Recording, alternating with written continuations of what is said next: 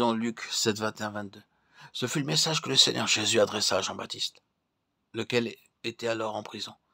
Bien que Christ a accompli beaucoup de miracles et guéri tous les gens sans tenir compte de ce qu'ils étaient, il prêcha l'évangile, d'abord aux pauvres, car les pauvres répondent plus à l'évangile que les riches. Dieu donne l'occasion, mais beaucoup ne l'acceptent pas. Ils sont si orgueilleux et satisfaits d'eux-mêmes qu'ils ne reconnaissent pas leurs besoins. Nous devons prier, Seigneur, fais-leur voir en premier lieu leur pauvreté spirituelle. Plus nous avançons, plus nous voyons combien les gens sont aveuglés par le Dieu de ce siècle. Ils ne comprennent pas même les simples choses spirituelles.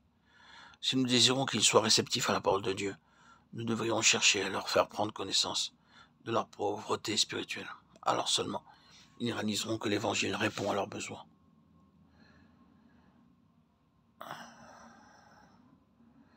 À moins que les hommes ne soient pauvres en esprit, ils n'accepteront pas ce que nous disons. Matthieu 5,3 déclare « Heureux les pauvres en esprit, car le royaume des cieux est à eux. » Ceux qui sont satisfaits de leur richesse, de leurs terres, de leurs édifices, de leur position sociale élevée, ne prêtent pas souvent l'oreille à l'évangile. C'est pourquoi les pauvres reçoivent généralement l'évangile, avec beaucoup plus d'empressement que les riches. Ils reconnaissent leurs besoins. Ainsi, le verset signifie aussi bien les pauvres en esprit que les pauvres en ce qui concerne les biens terrestres. Nous lisons dans Romains 1,4 la 7e œuvre du Saint-Esprit dans la vie du Seigneur Jésus, déclaré Fils de Dieu avec puissance selon l'Esprit de sainteté par sa résurrection d'entre les morts. Il fut ressuscité d'entre les morts par l'Esprit de sainteté. La puissance de la résurrection est en nous, pour le même but. Comparez Éphésiens 1,14 et Éphésiens 2,1, lequel est un gage de notre héritage pour la rédemption de ceux que Dieu s'est acquis pour célébrer sa gloire.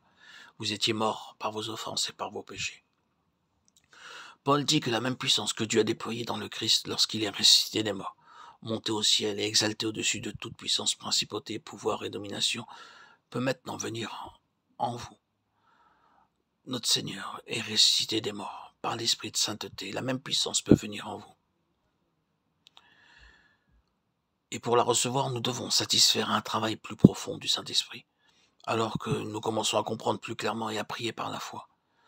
Seigneur, possède-moi entièrement par le Saint-Esprit. Je désire cette puissance de la résurrection pour tous mes besoins.